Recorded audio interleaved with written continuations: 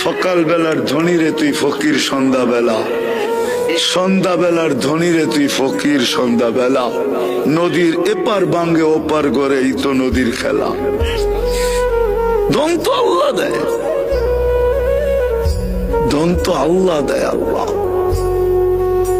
যাক, যেটা বুঝাইতেছিলাম, যেটা বুঝাইতেছিলাম, চোখের পানি 24 ঘন্টায় থামে নাই যতদিন জীবিত ছিল আমাদের জন্য।